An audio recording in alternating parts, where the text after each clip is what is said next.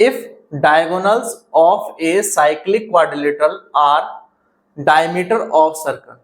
अच्छा, एक सर्कल है और उसके क्वाड्रिलेटरल के, साइक्लिक क्वाड्रिलेटरल के, ये डायगोनल है और इनसे बनता है एक क्वाड्रिलेटरल, ठीक है। और ए बी सी डी, समझना, ए सी जो है और बी डी जो है वो दोनों ही डायगोनल हैं।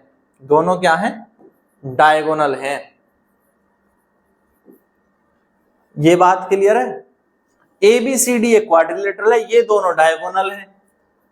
तो क्वाड्रिलेटरल जो बनेगा वो रेक्टेंगल बनेगा, ये प्रूफ करना है।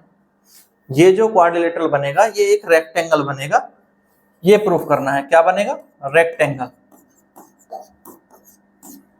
प्रूफ कैसे करें कि दोनों डायगोनल हैं?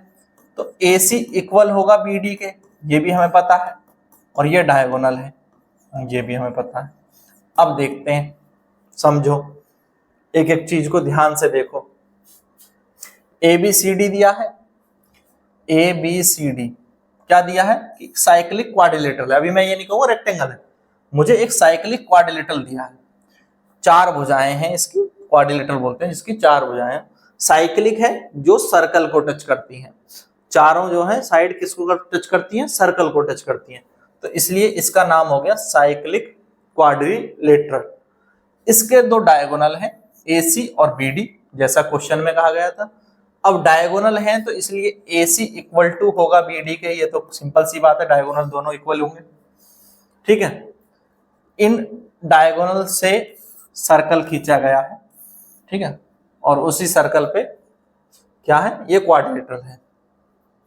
अब सिंपल सी बात समझो कि एंगल ABC, AB और C, ये एंगल इक्वल होगा BCD के, BCD के इस एंगल के, या CDA इस एंगल के, या इस एंगल के। क्यों ऐसा कहा गया है? ऐसा इसलिए कहा गया है कि आप एक चीज ध्यान दें। तो एक कॉन्सेप्ट मैंने आपको पढ़ाया था कि ये सर्कल है, ये क्या है? सर्कल है, और ये क्या है? इसका डायगोनल, ये है इसका डायगोनल। और जब डायगोनल होता है तो इससे बनने वाला जो ट्रायंगल होता है, ये ट्रायंगल हमेशा सर्कल पे कितना एंगल बनाता है? 90 डिग्री का एंगल बनाता है। हमने एक थ्योरम पढ़ी थी जो सेमी सर्कल में, किसमें? सेमी सर्कल में, सेमी सर्कल इसको कहते हैं। सेमी सर्कल में कोई भी ट्रायंगल जो है वो सर्कमफेरेंस पर कितना एंगल बनाता है? 90 डिग्री। उसी चीज को यहां देखें तो ये डायगोनल हो गया तो ये एंगल क्या होगा? 90 डिग्री। ऐसे ही ये डायगोनल हो गया तो ये एंगल क्या होगा? 90 डिग्री। ये डायगोनल हो गया तो ये एंगल क्या होगा? 90 डिग्री। अब ये डायगोनल हो गया तो ये एंगल क्या होगा? 90 डिग्री। चारों एंगल क्या होंगे? 90 डिग्री। डायगोनल के इधर वाला एंगल, इधर वाला एंगल, इसके इधर वाला एंगल, इसके इधर वाला एंगल, चारों क्या है? 90 डिग्री है। ये बात समझ में आ गई? अगर ये चीज क्लियर हो गई है तो बताओ। हाँ, क्लियर हो गई। लिखना आपको सिर्फ वही है जो आपको दिख रहा है, ठीक है। ये अब चारों एंगल 90 डिग्री हैं। चारों एंगल क्या है? 90 डिग्री है। यहां पर ये बात क्लियर हो चुकी है। अब ऐसी कोई भी शेप जिसके चारों एंगल 90 डिग्री हो, वो क्या होती है? रेक्टेंगल होती है। वो क्या होती है?